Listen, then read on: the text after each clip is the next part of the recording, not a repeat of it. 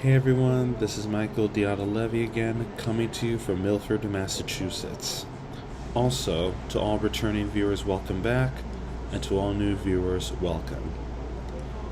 In the year 1944, the fifth year of World War II, the dictator Adolf Hitler and the Nazi Party were still in control of vast swaths of continental Europe. The Holocaust was unfortunately still occurring, and there were people of conquered nations that wanted their nations to once again be free and have liberty. Thankfully, however, on June 6th of that year, the Allies enacted a plan codenamed Operation Overlord.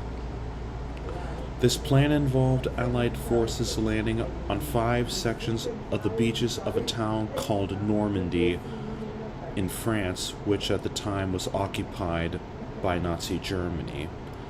The sections were codenamed by the Allies as follows: Utah, Omaha, Gold, Sword, and Juno. In this undertaking, 10,300 soldiers, including American soldiers, lost their lives. However, their sacrifice was not in vain, because the Normandy landings were indeed successful, and this paved the way for further battles that led to the eventual surrender of Nazi Germany to the Allies on May 8, 1945. This June of 2023, which marks 79 years after the Normandy landings, also known as the D-Day landings, we honor and remember the sacrifices made by American soldiers and their Allied comrades in arms, so that Europe could have a safer, brighter, and freer future, and so that liberties that you and I currently enjoy would be preserved. Before I conclude this video, I would like to read the prologue of a memoir written by Lambert, a World War II veteran who served during D-Day as a combat medic. The name of Lambert's book is Every Man a Hero, and what that prologue says will, I believe, challenge you, and I hope will encourage you as well.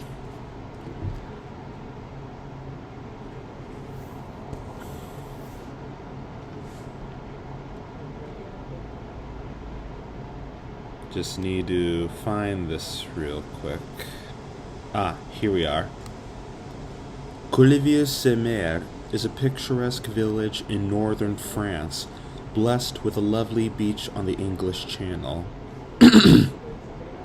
Take the winding road down to the water just after sunrise on a nice summer day, and chances are good you will find riders exercising their horses along the surf.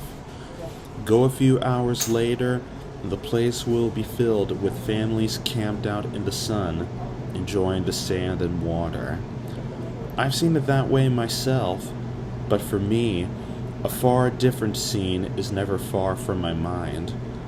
In the early dawn of June 6th, 1944, it was a place of death and sacrifice, for the beach below Colleville was the center of a place known to me and my companions as Omaha Beach, the bloodiest of all the beaches where the Allies landed on D-Day, where tourists and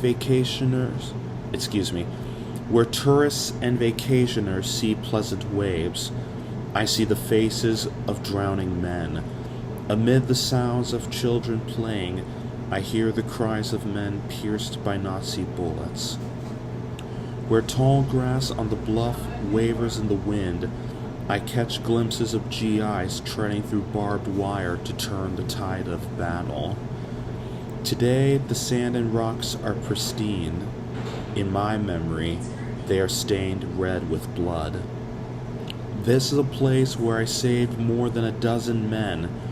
It is also the place I nearly died.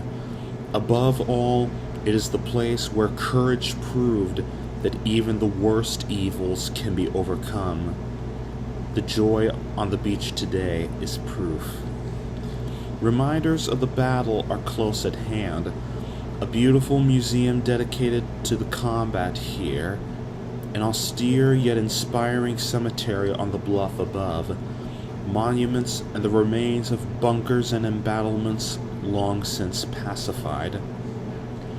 And there is a rock, a mass of aggregate some 6 or 8 feet wide and 4 feet high that interrupts the smooth expanse of sand below the village.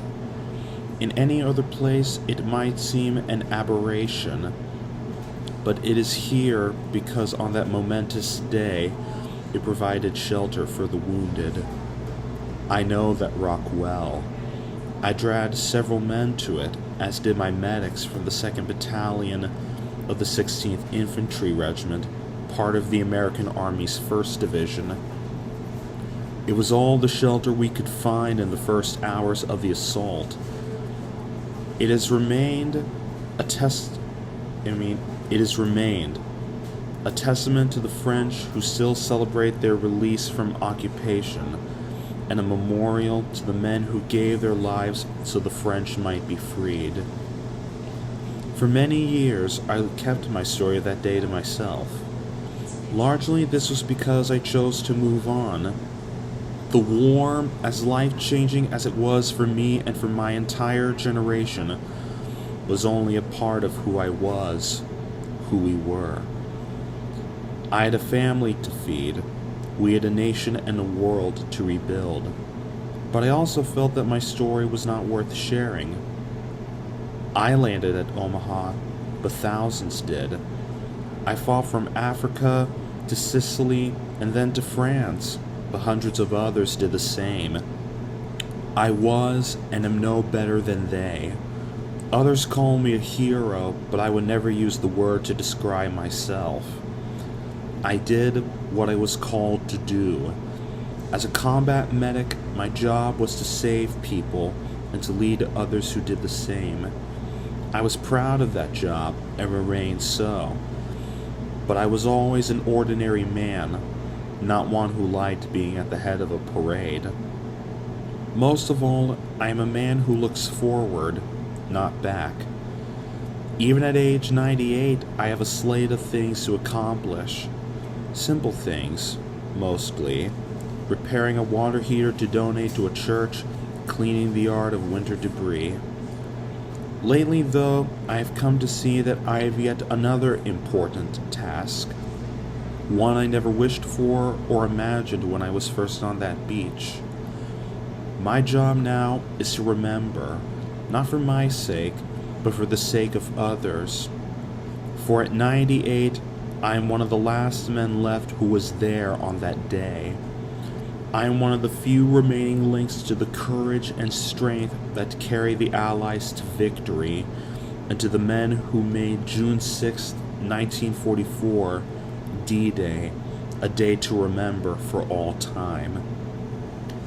President Franklin D. Roosevelt called it a, quote, mighty endeavor, unquote. It was that and more. 160,000 men, some 5,000 ships, and 13,000 airplanes took part in an assault that ultimately decided the war. It was one of the bloodiest days in one of the bloodiest conflicts mankind has ever fought. It ended in a tremendous victory, but one that was far from preordained. Every man on that beach was a hero. Each one braved incredible gunfire, artillery, mortar shells, obstructions, mines. Each man had his own story. This book tells mine. I share it not for myself, but to tell you what we all went through, and to show you that whatever difficulties you too encounter, they can be overcome. While we were working on this book, I found an old newspaper with a story about my medic unit from before the war. The page was brittle, the ink faded, but if you were patient and careful, the words came clear enough. It seems to me that is a metaphor not only for memory, but my aim, to pass down what I remember before it fades, so you, too, can no one remember. Age tugs at me, dimming what I can see when I look back. But I found that working on this book sharpened what I knew, making my memory clearer. That too is a metaphor. The harder we work to remember, the better we get at it. The more we remember, the better we become at mastering the present. But let me start at the beginning, so you will see that I am just an ordinary man like you. Well, I hope and pray you guys have enjoyed this video, and I hope and pray that everything goes well for you all. God bless you all, God bless the United States of America, and catch you all in the next video.